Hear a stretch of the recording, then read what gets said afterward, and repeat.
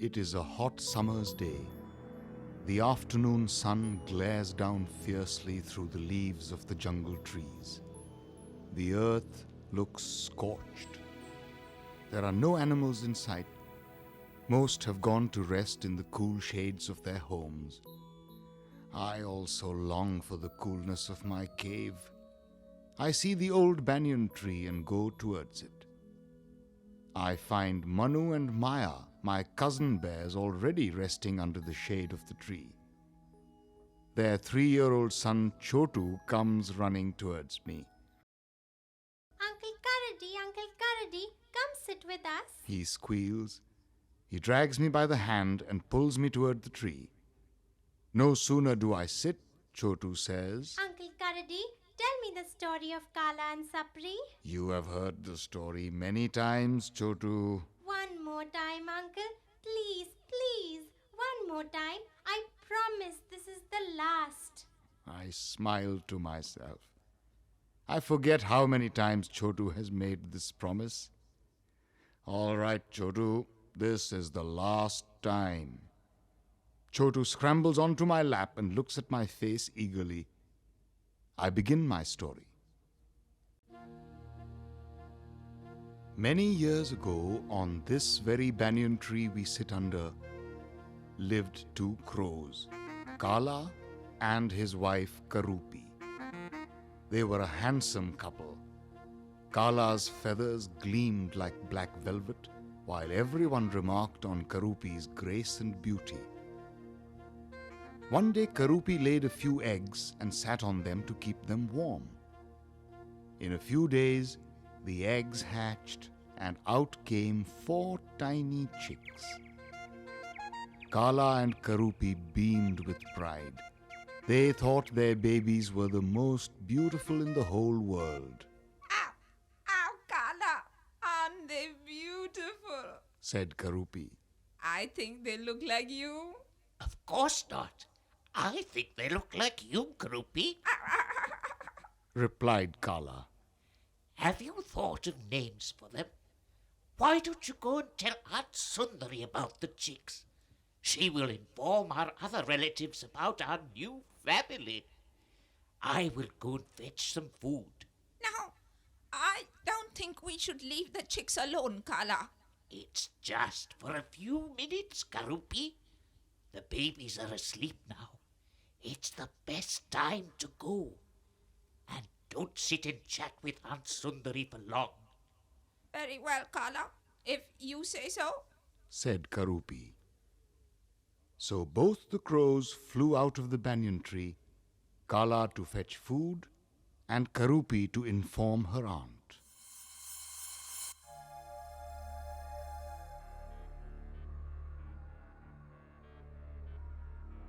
Living in the hollow of the banyan tree trunk was Sapri, a deadly serpent. Her skin was a deep brown speckled with black dots. Her open mouth showed a double row of poisonous fangs. She lay coiled in her hollow most of the time, but on that day she was sharp and alert, with her hood raised and tongue flicking. She had just heard Kala and Karupi talking to each other. How splendid, She told herself. simply superb. Sweet chicks. Time for snacking. A small stew for a quick snack. I shall take sweet chicks with a single sweep. I shall swallow tasty, lip smacking, delicious, simply satisfied. I shall be.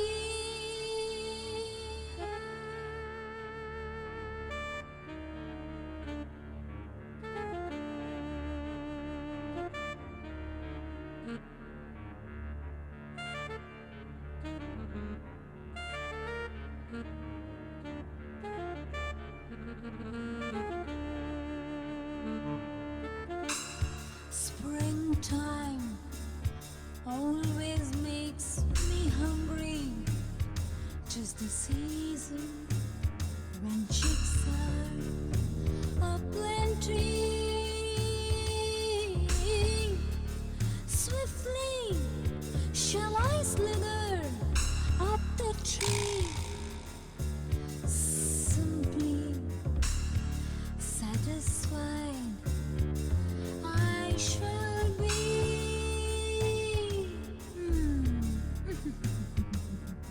Simply satisfied I shall be.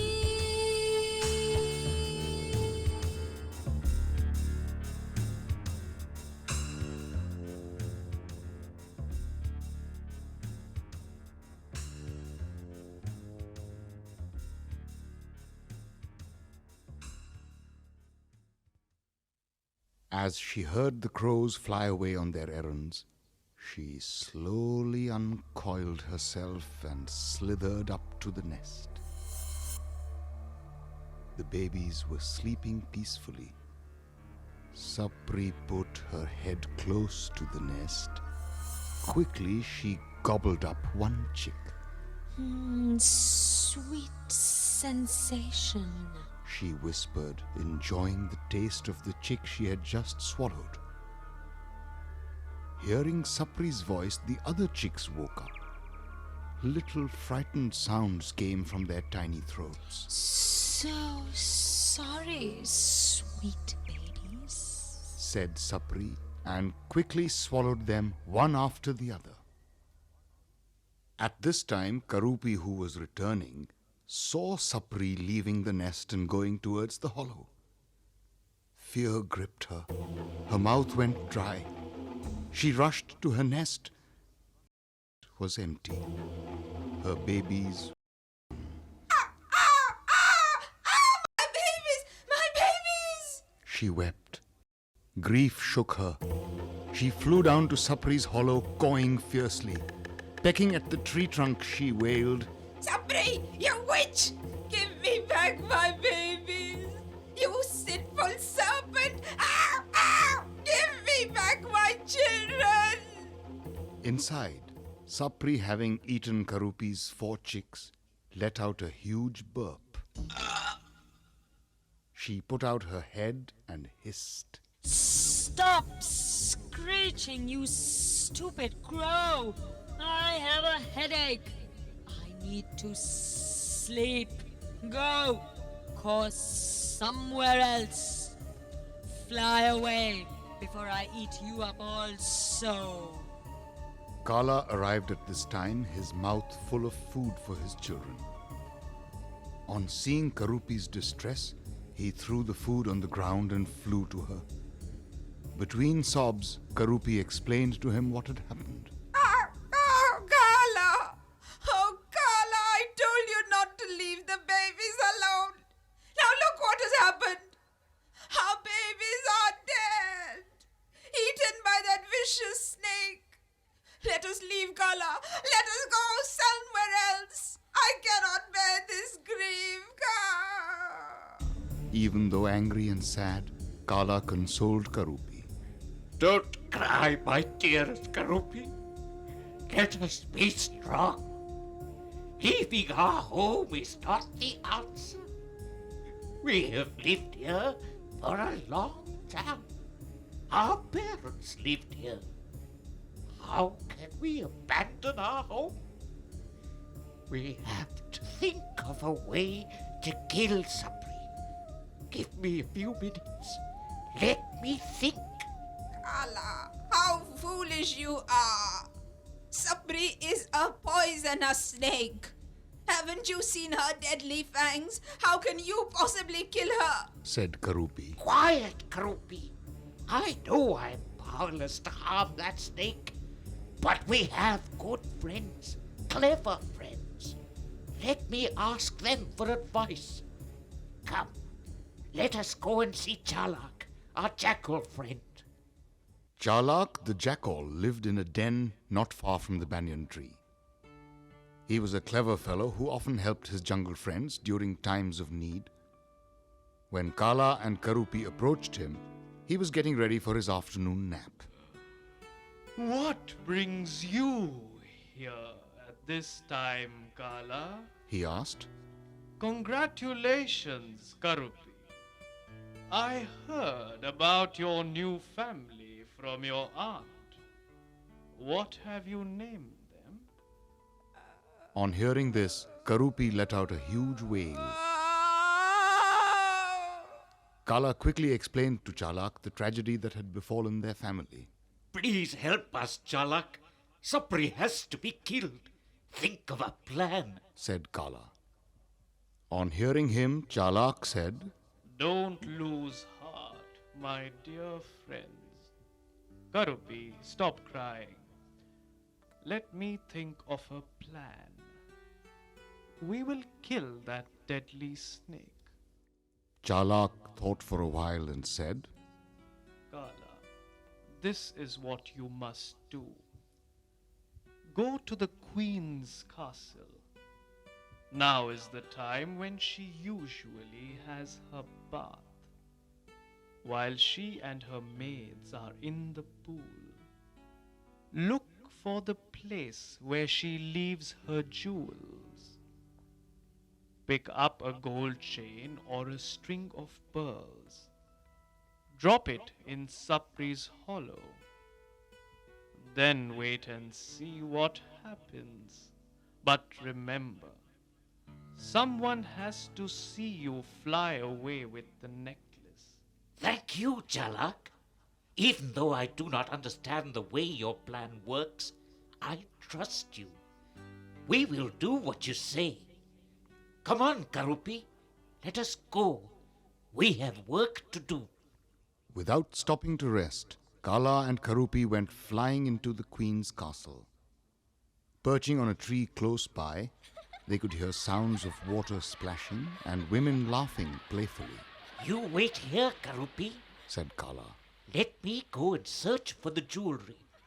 When you see me fly out with a chain in my beak, start cawing loudly. Kala flew to where the queen and her maids were playing in the water. By the side of the pool, he could see the jewelry that had been left by them. He didn't want to be noticed. Not yet. The jewelry was lying in a heap on a piece of cloth.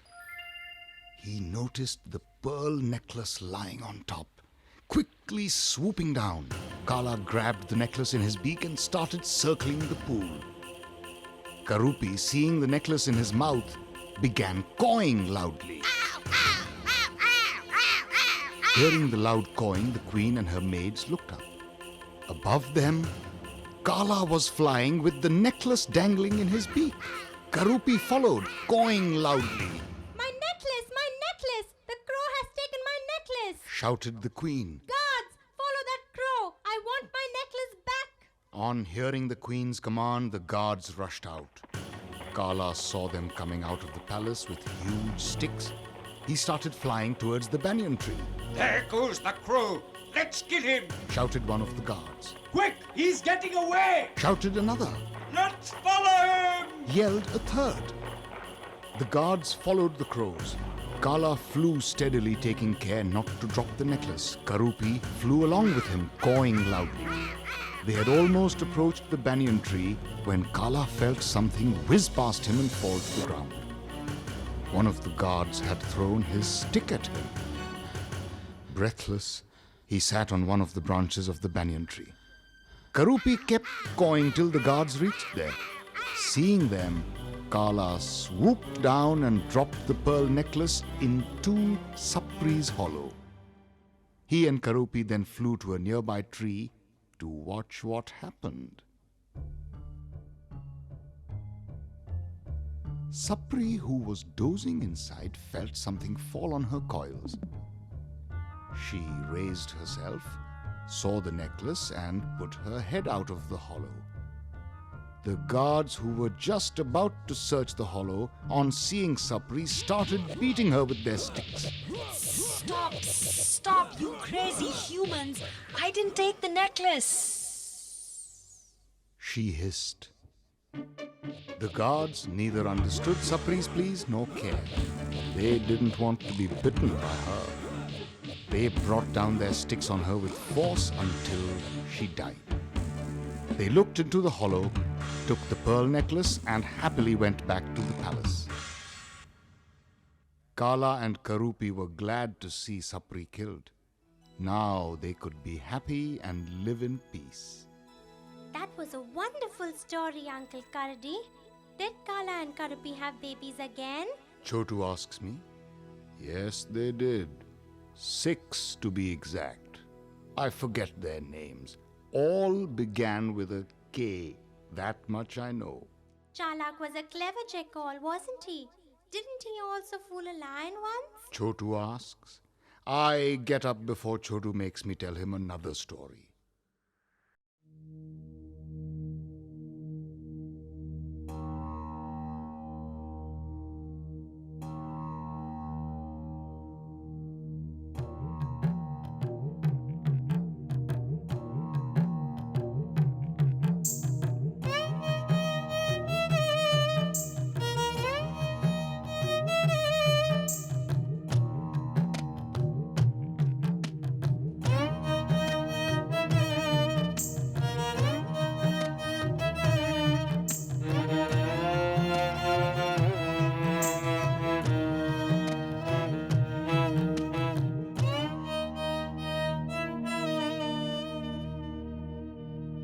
Bangaramma and her husband Penchilayya lived in the village of Narasanapetta in Andhra Pradesh.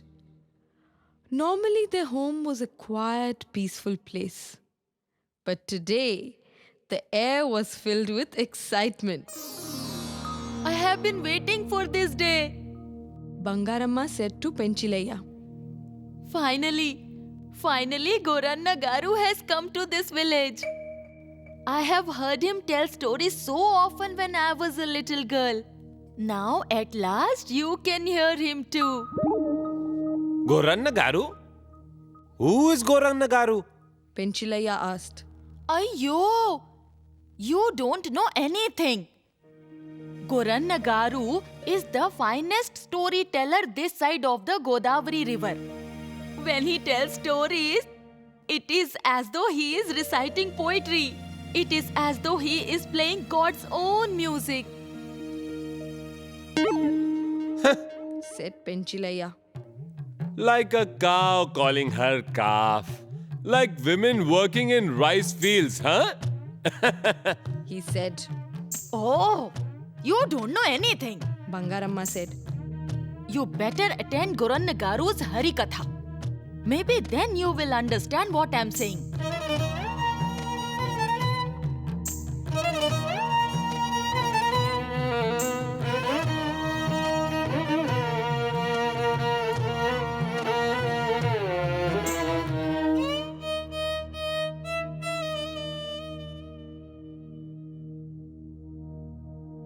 Goranna Garu was famous for his Harikathas. He told stories of the gods. For the next 10 nights in Narasanapetta, he was going to tell the story of the Ramayana. He had arrived just that morning and was staying in the village headman's house.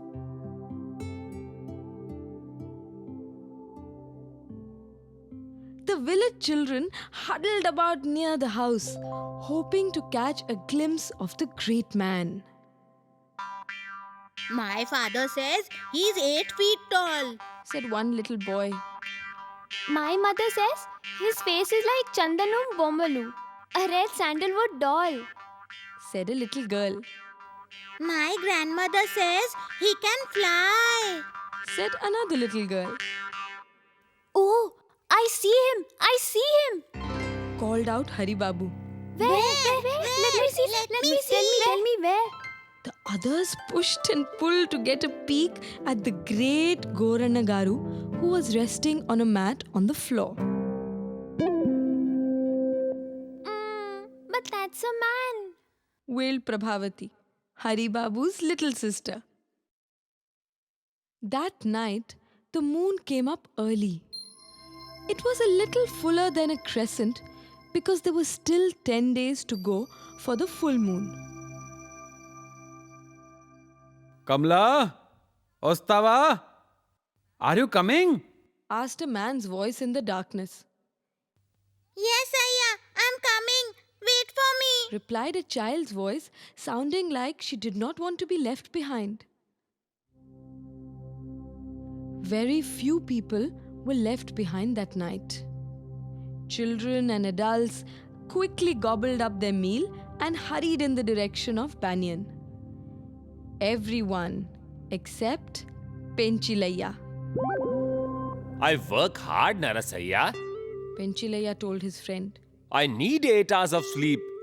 But my wife, she won't let me be. She says I must go to Goran Nagaru's Harikatha. What am I to do?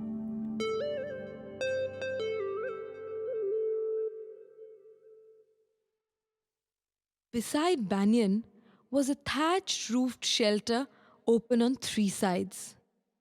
Here, on a raised wooden platform, stood Goranagaru.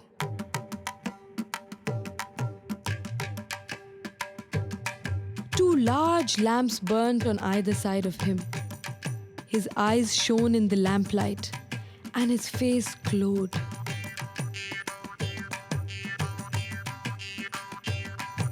Gala, gala, gala, gala, rang the bells on his feet. Long, long ago in the land of dancing water and sighing forest, ruled a just, a righteous king. He began. The villagers hurriedly settled themselves down. Penchilaya was the last to arrive. He sat right at the back, and within minutes, he fell fast asleep.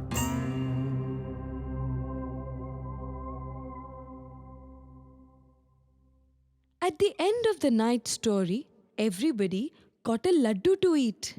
Sweet and full of raisins. Penchilaya too, although he had to be shaken awake for it. When he got home only half awake, Bangaramma asked him, So, how was the Harikatha? How was the Harikatha? Sweet. replied Penchilaya, remembering the taste of the laddu. Yes, the Ramayana begins so sweetly, said Bangaramma.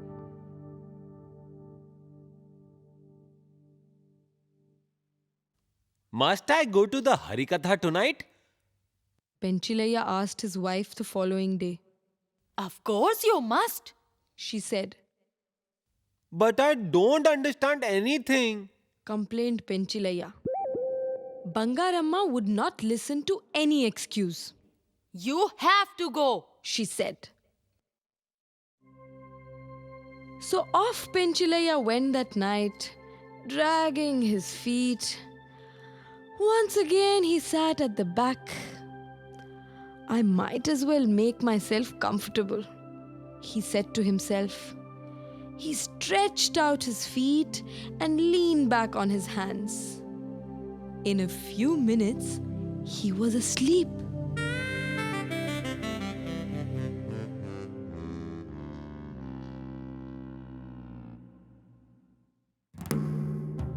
In a low voice, Goranagaru spoke of Rama being banished to the forest for 14 years. His wife Sita and his brother Lakshmana go with him. Sita is kidnapped and carried off to far away Lanka. Rama and Lakshmana went in search of Sita. Rama spoke to the birds. He asked the deer. He pleaded with the wind. Tell me, have you seen Sita? As the story became more and more gripping, the villagers pushed closer and closer to Goranagaru. Hari Babu sat next to Penchilaya. He couldn't see very well, so he leaned on Penchilayya. When that night's story was done and it was time to go home, Penchilayya woke up and rubbed his right shoulder. Ooh, it was hurting, as though something heavy had pressed against it. When Bangaramma asked how the Ramayana was going, Penchilayya said, Heavy. Very heavy. He rubbed his shoulder as he spoke. Okay, Said Bangaramma. Yes. The story of Rama is so sad at times, especially after he's sent off into the forest.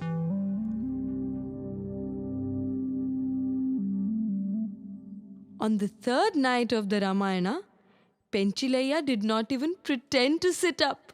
He simply lay down, his head on his arm. Very soon he was snoring.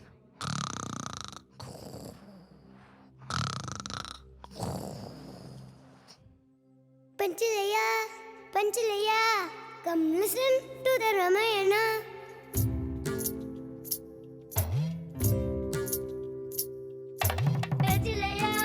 Panchatantra, come listen to the Ramayana.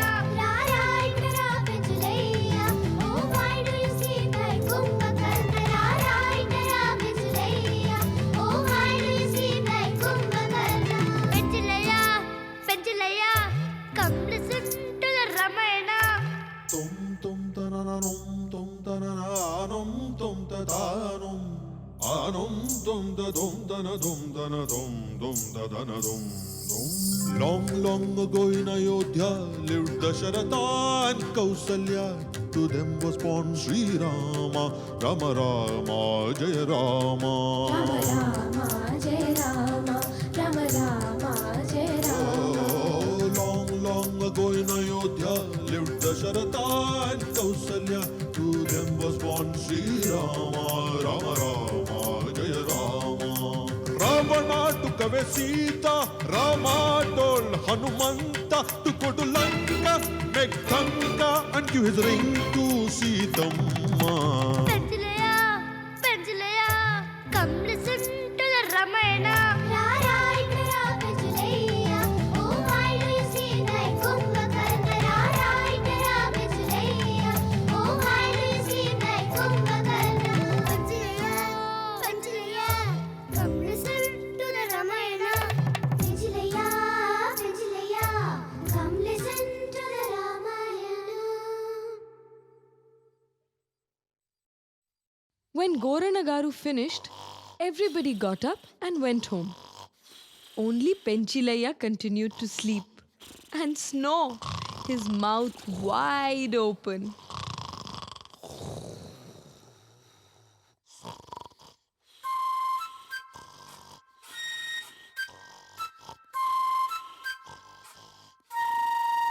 Curled tight beside him was a small black dog. When the sun came up, the dog stretched its legs and shook itself awake.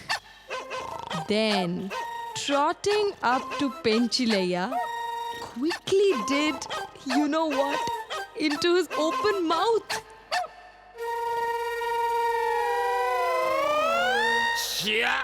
Penchilayya spat out and rubbed his eyes.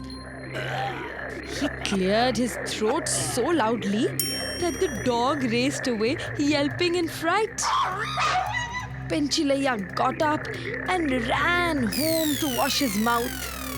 Ugh, it tasted so terrible.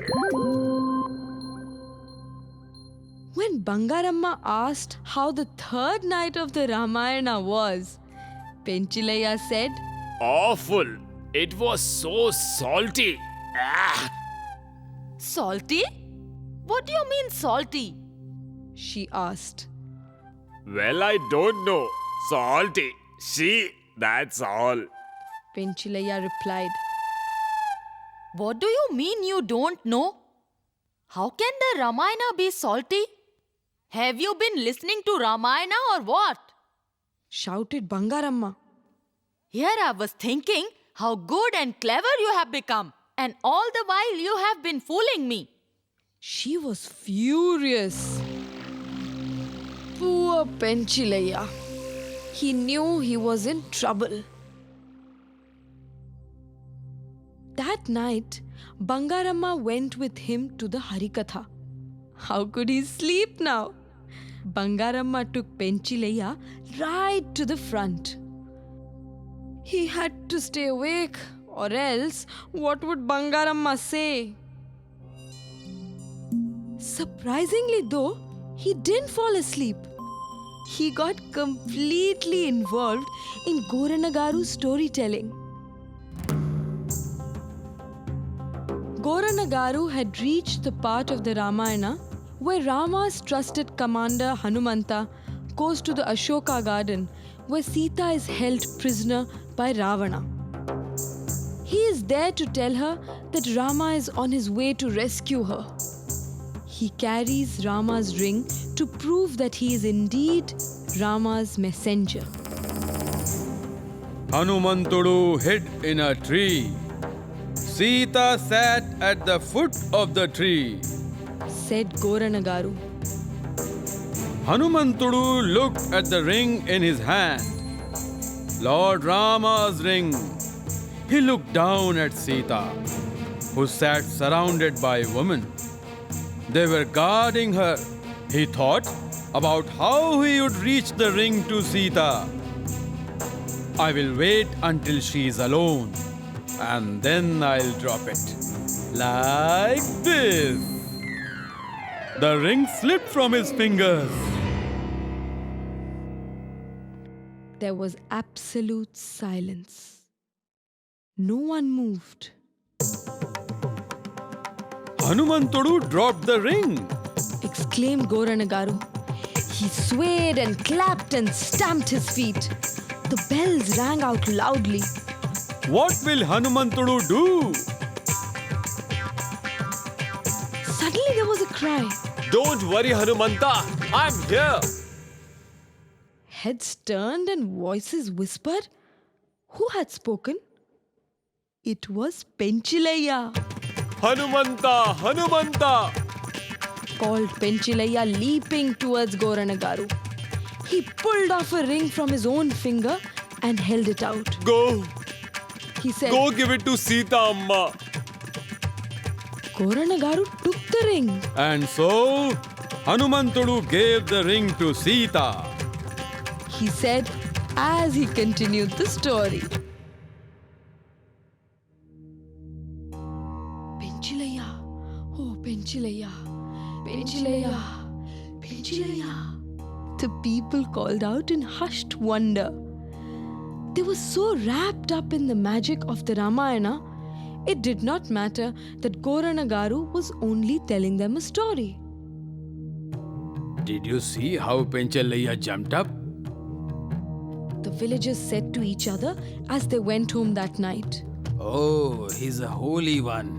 Yes. Oh, that one. Oh, yes, he's a holy one. They murmured.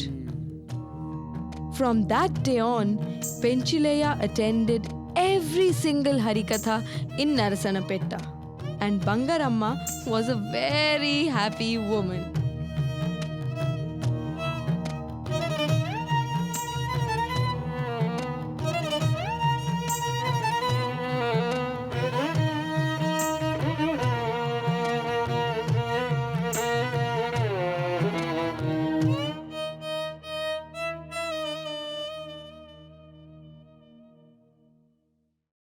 Panchilaya, Panchilaya, come listen to the Ramayana.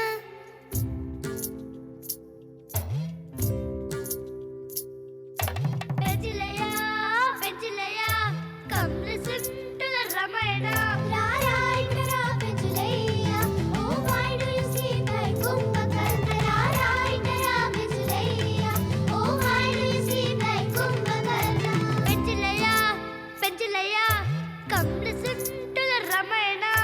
Tum tum tananum tum tananum tum tatanum anum tum da dum dana dum dana dum dum da dana dum dum. Long, long ago in Ayodhya lived Dasharatha and Kausalya. To them was born Sri Rama, Rama Rama, Jaya Rama. Rama Rama, Jai Rama, Rama Rama, Jai Rama. Oh, long, long ago in Ayodhya lived Dasharatha and Kausalya. To them was born Sri Rama, Rama Rama, Jaya Rama. Ravana took away Sita, Rama told Hanumanta to go to Lanka, make Tanka and give his ring to Sita.